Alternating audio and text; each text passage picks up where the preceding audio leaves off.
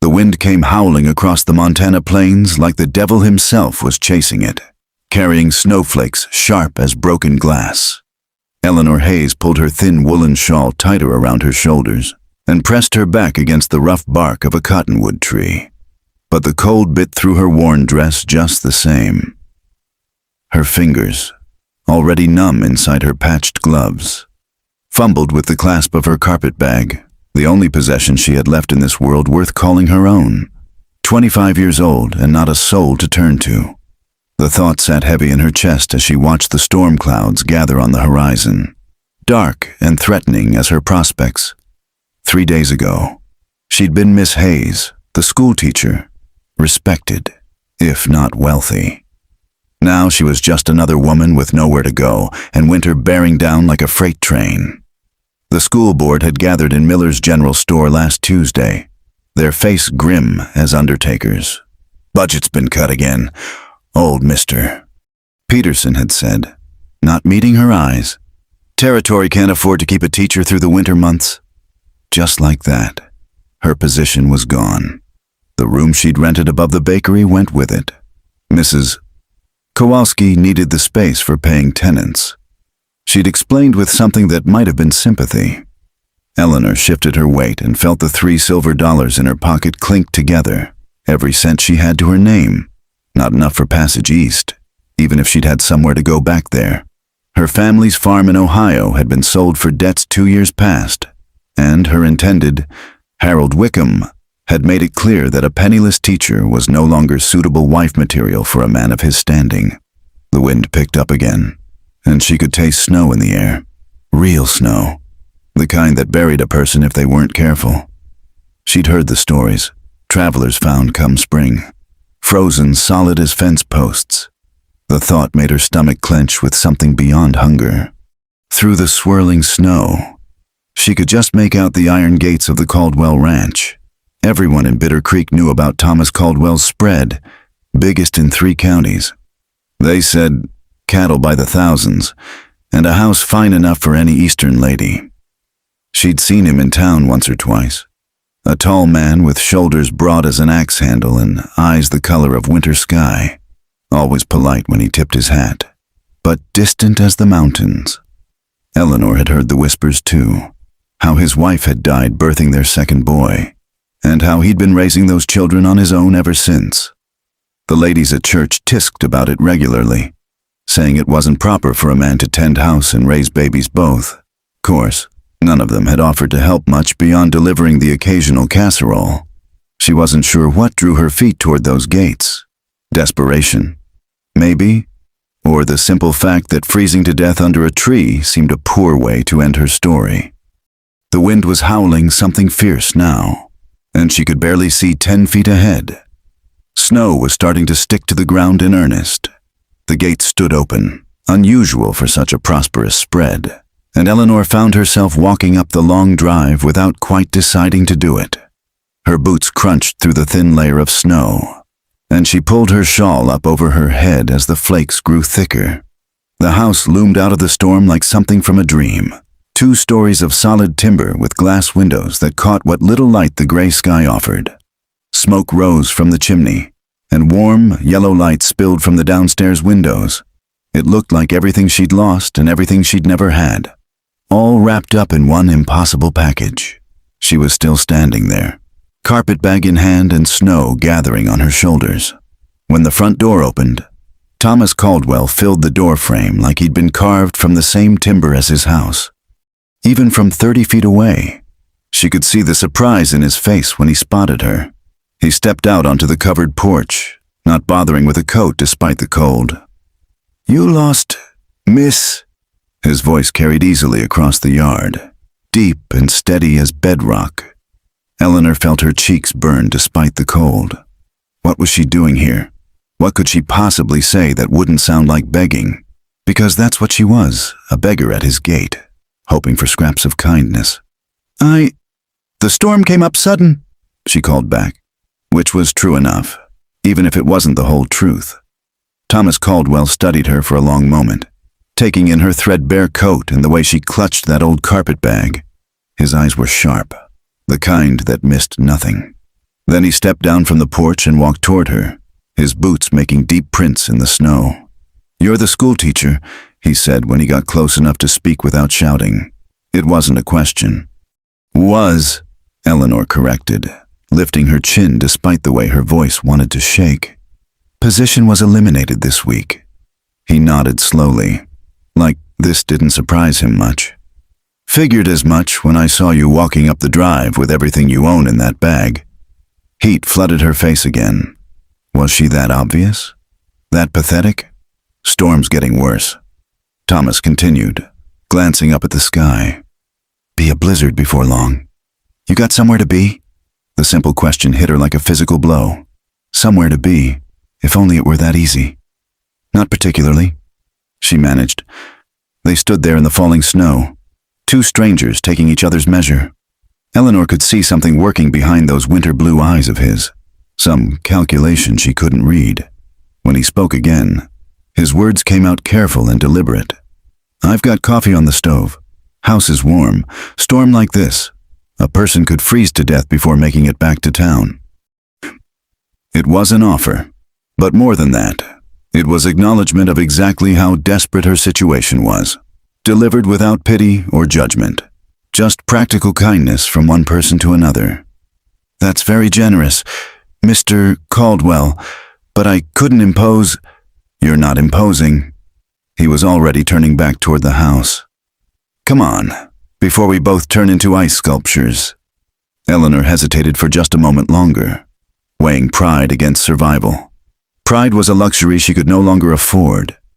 She followed Thomas Caldwell toward the warm light spilling from his windows, her feet crunching through snow that was falling faster now, erasing her tracks almost as soon as she made them. The porch was a blessed relief from the wind, and when Thomas opened the front door, the warmth that flowed out felt like salvation itself. Eleanor stepped inside and immediately understood why the ladies in town spoke of this house with such reverence. The entryway alone was bigger than the room she'd been renting, with polished wood floors and a staircase that curved up to the second floor like something from a picture book. But it was what she didn't see that caught her attention. No woman's touch anywhere. No flowers in vases or embroidered cushions on the chairs. The house was clean enough, but stark, functional, like a barn that happened to have nice furniture in it. "Boys," Thomas called out, hanging his hat on a peg by the door. "Come meet our guest." The sound of running feet came from somewhere deeper in the house, and soon 2 small faces peered around the corner of what looked like a sitting room. The older boy, 7 or 8, Eleanor guessed, had his father's strong jaw and serious eyes. The younger one, maybe 5, had softer features and hair that stuck up in all directions. "This is Miss Hayes," Thomas told them. "She's going to wait out the storm with us." The older boy, Daniel, she remembered hearing the name in town, regarded her with open suspicion. The younger one, Samuel, stepped forward with the fearless curiosity of childhood. "Are you really a teacher?" Samuel asked, his eyes wide. "I was," Eleanor replied, crouching down to his level. "Do you like learning things?" "Papa says I have to learn my letters, but they're hard." "They are hard at first," Eleanor agreed. "But once you know them, they open up whole worlds." Samuel nodded solemnly, as if this made perfect sense to him. Daniel remained where he was, watching her like she might steal something if he looked away. "Coffee's this way," Thomas said, gesturing toward what she assumed was the kitchen. "Boys, you get back to your supper." The kitchen was easily the largest Eleanor had ever seen, with a cook stove that could have heated half the schoolhouse and cabinets that stretched clear to the ceiling. But like the rest of the house, it felt empty somehow. Functional but not lived in, if that made sense. Thomas poured coffee from a pot that had seen better days, the liquid dark as midnight and strong enough to wake the dead. Eleanor wrapped her cold fingers around the tin cup and breathed in the warmth. "Storm's getting worse," Thomas observed, nodding toward the window where snow was now falling in thick, heavy flakes. "Roads'll be impassable by morning." Eleanor stared into her coffee cup, trying to think of something to say that wouldn't sound like the plea it was. She couldn't ask to stay the night. It wouldn't be proper. And besides, she had nothing to offer in return. I heard about the school, Thomas said after a moment. Shame. Children need learning. Not enough to pay for it, apparently. Territories strapped for cash, railroads taking its time getting here, and without easy transport for cattle, tax revenues down. He took a sip of his coffee, studying her over the rim. What'll you do now? The question she'd been dreading. Eleanor set down her cup with hands that trembled slightly. I'm not sure. Look for another position somewhere, I suppose. Where? Such a simple word. But it laid bare the impossible truth of her situation. There were no other teaching positions, not within 100 miles. Not for a woman alone with no family connections and no money for travel. I don't know, she admitted. Thomas was quiet for a long moment, and Eleanor could hear the wind howling around the house, rattling the windows in their frames, somewhere in the distance. She heard one of the boys laugh at something. The sound was bright and warm, a sharp contrast to the storm outside. I've got a proposition for you, Thomas said finally. Eleanor looked up, surprised by the serious tone in his voice. I need a wife, not for romance or any of that foolishness, but for practical reasons. Someone to keep house, help with the boys, make sure there's hot food on the table and clean clothes in the drawer. Winter's coming hard, and I can't manage it all alone. Eleanor stared at him, certain she'd misheard. I beg your pardon? A business arrangement. Thomas continued, his voice steady as if he were discussing the price of cattle. You need shelter and security. I need help running this place. We could make it work. Mr. Caldwell, I hardly know you. What's to know? I'm a decent man who pays his debts and keeps his word. I don't drink to excess or raise my hand to women or children. I own this land free and clear, and I've got money in the bank. You'd want for nothing. Eleanor felt the world tilt around her. This couldn't be happening. Men didn't just propose marriage to women they barely knew, especially not men like Thomas Caldwell. The boys need a mother, he continued. They're good children, but they're running wild without a woman's influence, and He paused, seeming to choose his words carefully. I need a partner, someone I can count on. Outside, the wind shrieked like something alive and angry. Eleanor thought of the $3 silver in her pocket, of the long winter ahead, of the very real possibility that she might not survive it without help. It wouldn't be a real marriage, Thomas added quickly, as if reading her thoughts. Separate rooms, separate lives in many ways. Just two people helping each other through. Eleanor looked around the kitchen, at the empty spaces where a woman's touch should have been. Then she thought of the boys in the next room, growing up without softness or gentle guidance. And she thought of herself, standing at those iron gates with snow falling on her shoulders and nowhere else to go. Why me? She asked quietly. Thomas considered this. You're educated. The boys could use that. You're alone, which means you'd be committed to making this work. And... He paused, then met her eyes directly. You're desperate enough to say yes. The brutal honesty of it took her breath away. No pretty words or false promises. Just the truth, laid out plain as winter morning. I need time to think, Eleanor said. Thomas nodded toward the window, where the snow was now so thick they could barely see the barn. Storm's not going anywhere. Neither are you. Tonight. We can talk more in the morning. He was right, of course. The decision had been made for her by wind and weather and circumstance. She was here for the night whether she liked it or not. The question was what she'd choose come morning. Thomas showed her to a small room on the first floor that had probably been meant for a housekeeper. It was simple but clean, with a narrow bed and a washstand. Better than anything she could afford on her own. As Eleanor sat on the edge of the bed listening to the storm rage outside, she tried to imagine what her life would be like in this house. Waking up every morning to cook breakfast for a man who barely knew her name, washing clothes and tending children who might never accept her as their mother, living as a stranger in a home that would never truly be hers. But then she thought of the alternative, the cold, the hunger, the very real possibility that winter would kill her before spring came again. Sometimes, survival was the only choice that mattered. Outside, the storm howled on, and Eleanor pulled the quilts up to her chin and tried to imagine what tomorrow might bring. Morning came gray and silent, with a kind of stillness that only followed a real storm.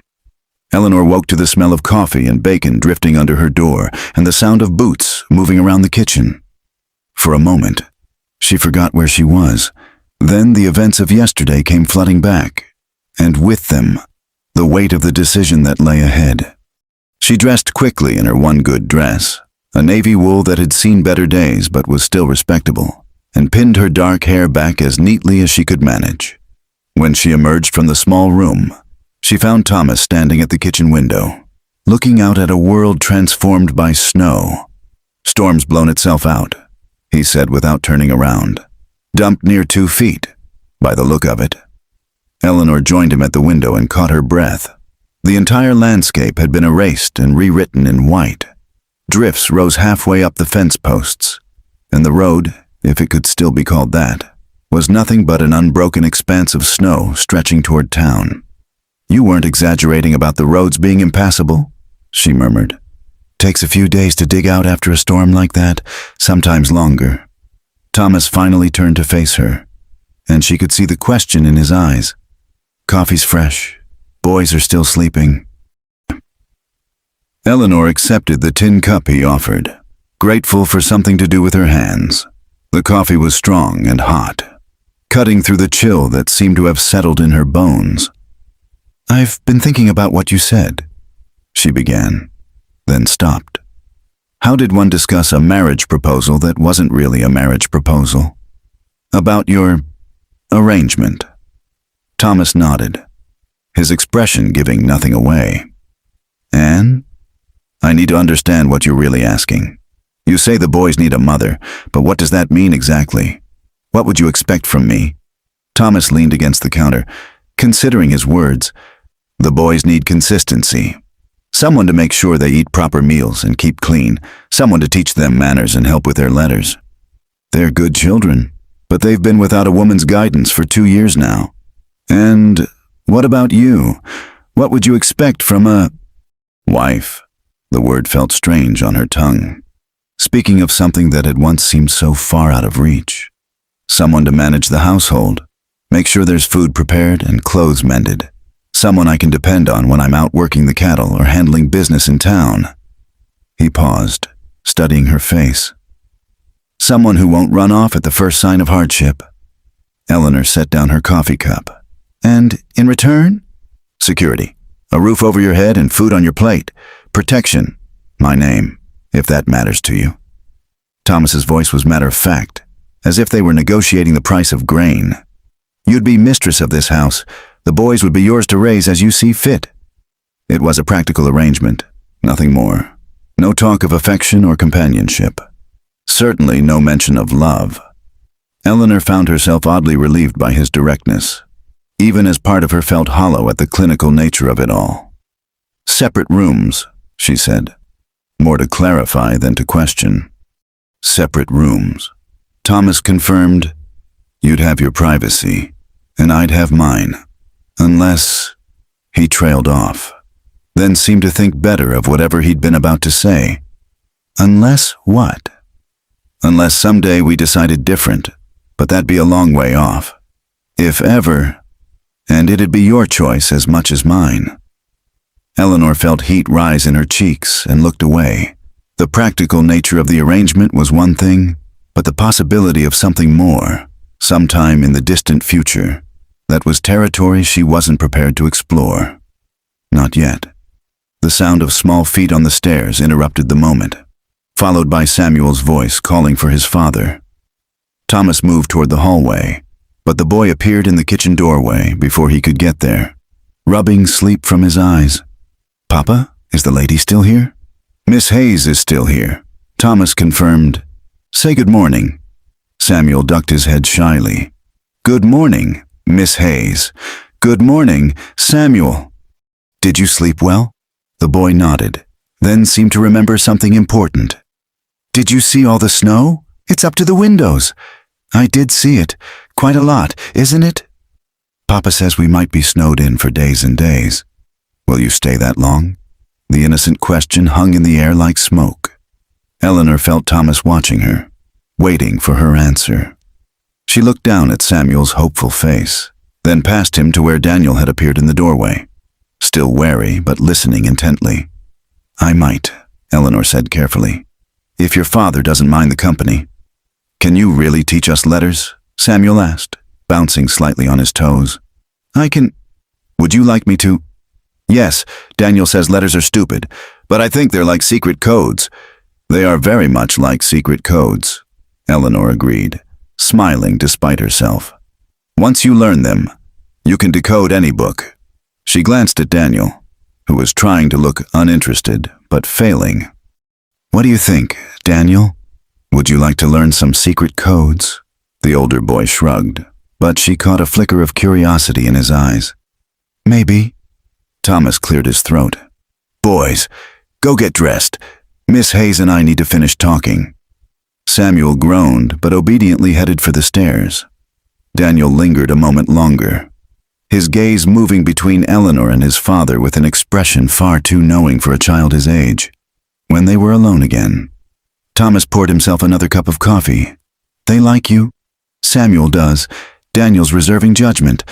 Daniel's protecting himself.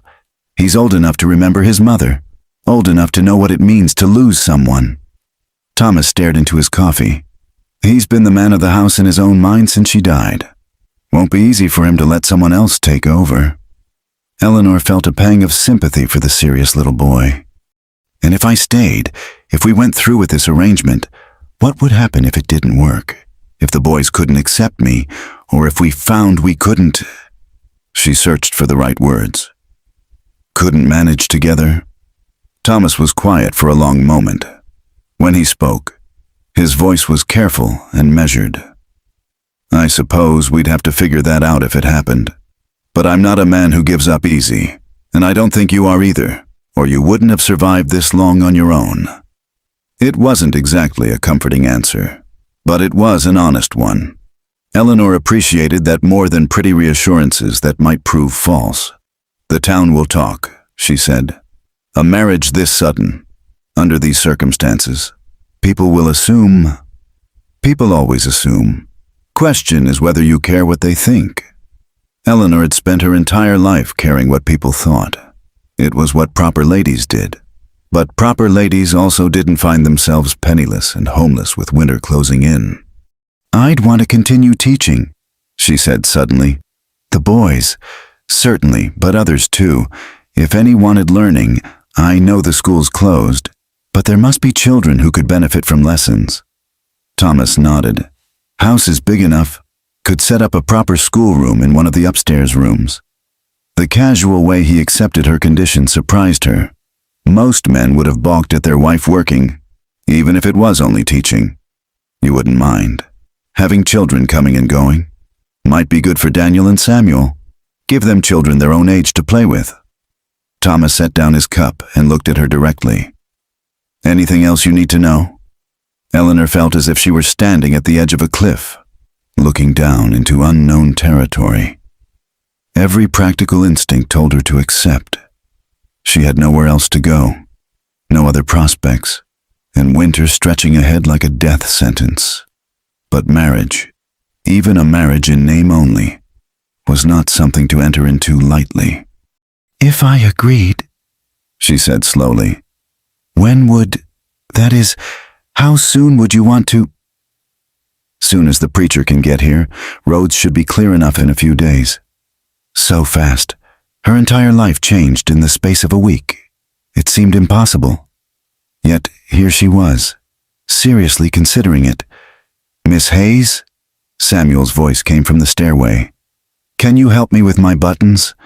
Eleanor looked toward the sound, then back at Thomas. May I? He nodded, and she went to help the boy with his shirt. Samuel chattered happily as she worked, telling her about his favorite games and asking if she knew any songs. Daniel appeared shortly after, dressed but with his hair sticking up at odd angles. Come here, both of you, Eleanor said. producing a comb from her pocket. "Let's get you properly groomed." She smoothed Daniel's hair despite his protests, and was rewarded with something that might have been the beginning of a smile. Samuel submitted to having his face scrubbed without complaint, then asked if she could braid his hair like a girl's. "Boys don't wear braids," Eleanor explained gently. "But I could teach you to tie sailor knots, if you'd like." "Could you really?" "I had a brother who loved ships," Eleanor said, the memory of her lost family bringing an unexpected pang.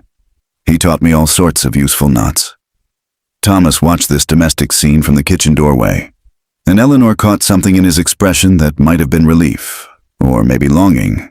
It was hard to tell. "I want to learn knots too," Daniel announced, apparently forgetting to be suspicious. "Then I'll teach you both," Eleanor promised, later, after the boys had been fed and sent to play in the sitting room. Eleanor found herself alone with Thomas again. The weight of the decision pressed down on her like the snow outside, heavy and inescapable. "You haven't given me an answer," Thomas said. Eleanor looked around the kitchen, at the signs of a household that needed a woman's touch. She thought of the boys upstairs, hungry for attention and guidance. She thought of the long winter ahead and the very real possibility that refusing this offer meant choosing to die. But more than that, she thought of the unexpected moment when Daniel had let her fix his hair, and the way Samuel had looked at her like she might be the answer to some unspoken prayer. "If I said yes," she said quietly, "it would be for them as much as for me. Those boys need more than I can give them in just a few days." Thomas nodded. "They do. And you'd really let me set up a school?" "I would." Eleanor took a deep breath. "Then yes, I'll marry you, Mr. Caldwell." The words felt strange coming out of her mouth, but not as strange as she'd expected. Thomas didn't smile or show any particular emotion, just nodded as if she'd agreed to help with the harvest. "I'll ride to town as soon as the road's clear. Talk to Reverend Morrison about performing the ceremony." "What will you tell him? About why we're—" "I'll tell him the truth, that we're two practical people making a practical decision."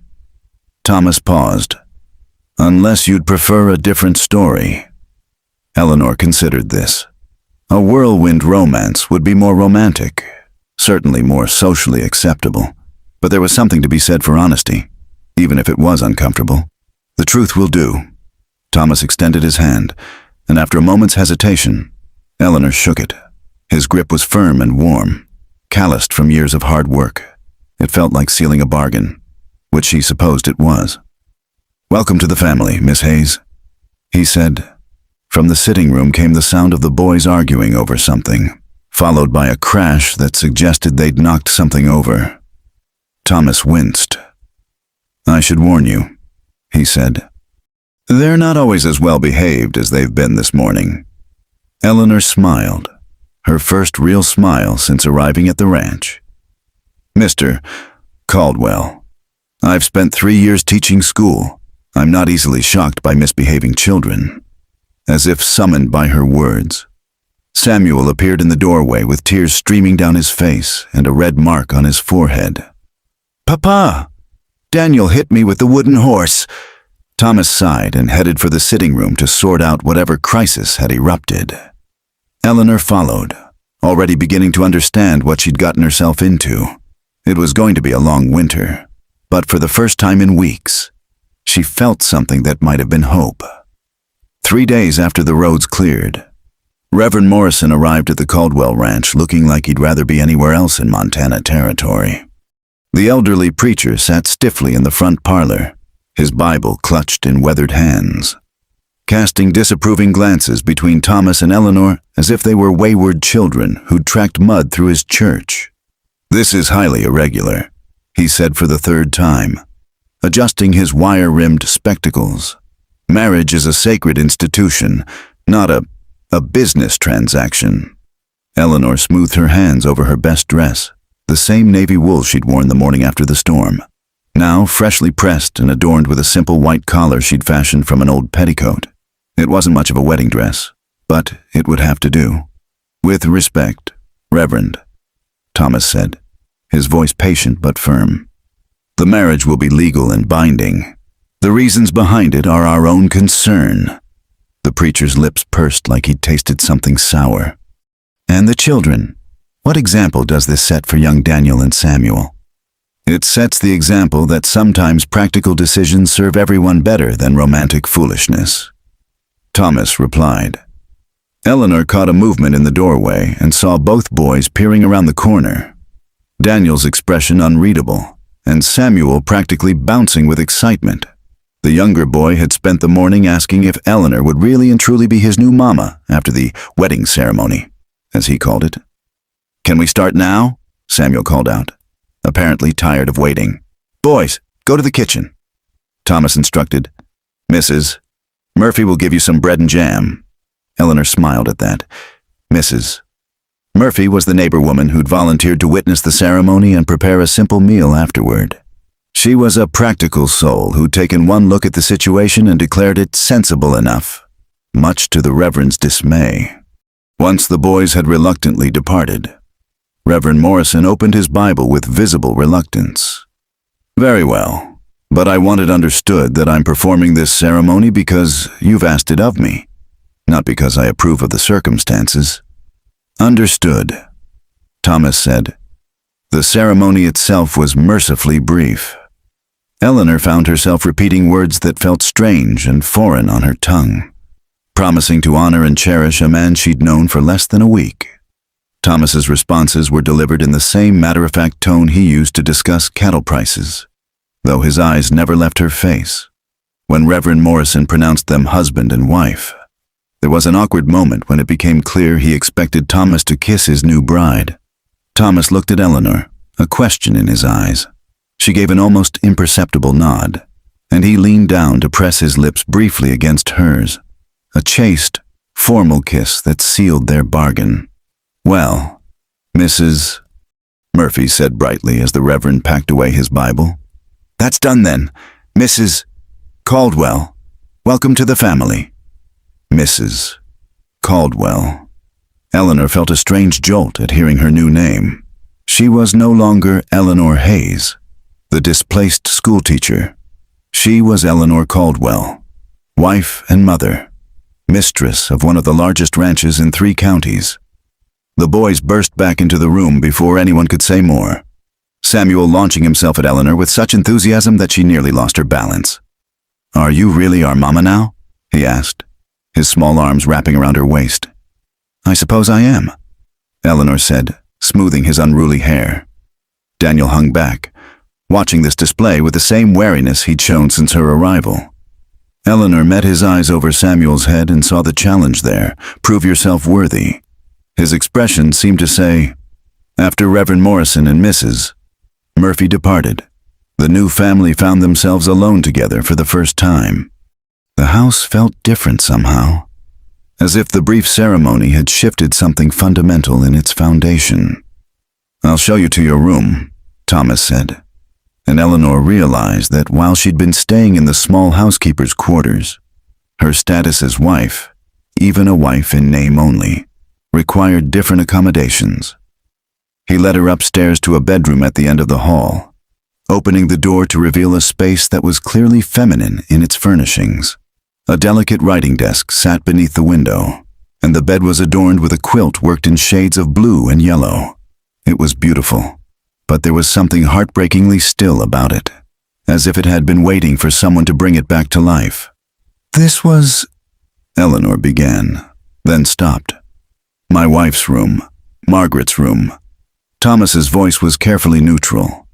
"I thought you might prefer it to the one downstairs. More privacy up here."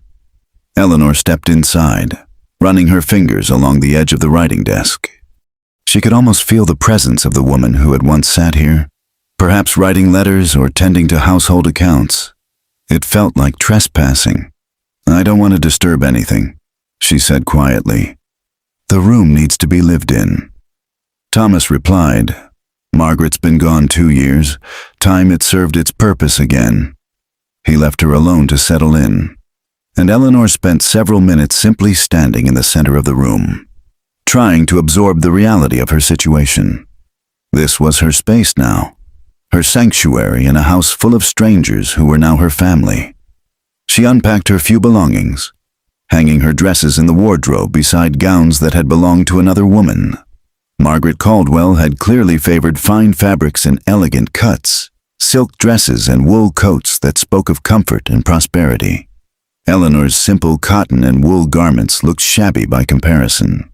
From the window, she could see the barn and the corral where several horses grazed. Beyond that, the land stretched away toward distant mountains, vast and unforgiving. It was beautiful in its own harsh way, but it also emphasized how isolated they were out here, how dependent on each other for survival. A soft knock at the door interrupted her thoughts. "Come in," she called. Samuel's head appeared around the door frame. "Papa says supper's ready. He made beans and bacon." Eleanor smiled. "That sounds wonderful. I'll be right down." She followed the boy downstairs to find the kitchen transformed from the stark, functional space she remembered. Someone, Mrs. Murphy, she assumed, had set the table with proper dishes and had even found a small vase for some late-blooming wildflowers. It was a small touch, but it made the room feel more welcoming. Thomas was at the stove, dishing up their simple meal with movements that spoke of long practice. He'd shed his jacket and rolled up his sleeves, and Eleanor was struck by how domestic he looked. Nothing like the imposing figure she'd first encountered. "Smells good," she said, taking a seat at the table. Daniel was already seated, picking at his food with a little enthusiasm. Samuel chattered happily about everything and nothing, clearly delighted by the novelty of having a woman at their table again. "Mrs. Murphy said you might teach us our letters properly now," Samuel announced between bites of beans. "She said real teachers know all sorts of things. I do know quite a few things." Eleanor agreed. "Would you like to start tomorrow?" "Can we?" Samuel turned to his father with pleading eyes. Thomas nodded. If your new mama thinks you're ready." The word mama seemed to catch in his throat slightly, and Eleanor felt a pang of sympathy. This arrangement was as strange for him as it was for her. Perhaps stranger. At least she was only taking on a new role. He was watching his children attach themselves to a replacement for someone irreplaceable. "I think we could start with simple words," Eleanor said. "Things you see every day. Horse, barn, sky." "What about my name?" Samuel asked eagerly. "Especially your name." Daniel finally looked up from his plate. "I already know some letters," he said quietly. "Do you? That's wonderful. Perhaps you can help me teach Samuel." Something shifted in Daniel's expression. Surprise. Maybe. That she would acknowledge his knowledge rather than dismissing it. It was a small crack in his defensive wall, but Eleanor filed it away as progress. After supper, while Thomas tended to evening chores in the barn, Eleanor found herself alone with the boys in the sitting room. She'd brought down one of her few books, a collection of simple stories, and was reading aloud when she became aware of how intently both children were listening. "You read different than Papa," Samuel observed when she paused. "Different how?" More like the words have feelings." Eleanor smiled. "Words do have feelings, in a way. The trick is learning to hear them." "Read more," Daniel said, and it was the first time he'd made a direct request of her. She continued reading until Thomas returned, stamping snow off his boots and hanging his coat by the door. He stood in the doorway of the sitting room for a moment, watching this domestic scene, and Eleanor wondered what he was thinking. "Time for bed, boys," he said finally. There was the usual chorus of protests and negotiations, but eventually both children were herded upstairs to wash and change into their night clothes. Eleanor helped Samuel with his buttons and listened to his prayers. A sweet, rambling conversation with God that covered everything from his new mama to his favorite horse to a request for no more blizzards. Daniel was more reserved, accepting her help but offering little conversation. When she tucked the blankets around him, however, he looked up at her with something like curiosity. "Are you really going to stay?" he asked quietly. "I really am," Eleanor promised. "Even when it gets hard. Papa says winters here are terrible hard." Eleanor thought of all the hard things she'd already survived. The loss of her family, the dissolution of her engagement, the months of uncertainty and want. "I think I can manage hard," she said. Something in her tone must have convinced him, because Daniel nodded and settled back against his pillow. "Good," he said simply. When Eleanor came back downstairs, she found Thomas in the kitchen, cleaning up the supper dishes. She picked up a dish towel and began drying without being asked. They worked in comfortable silence for several minutes before Thomas spoke.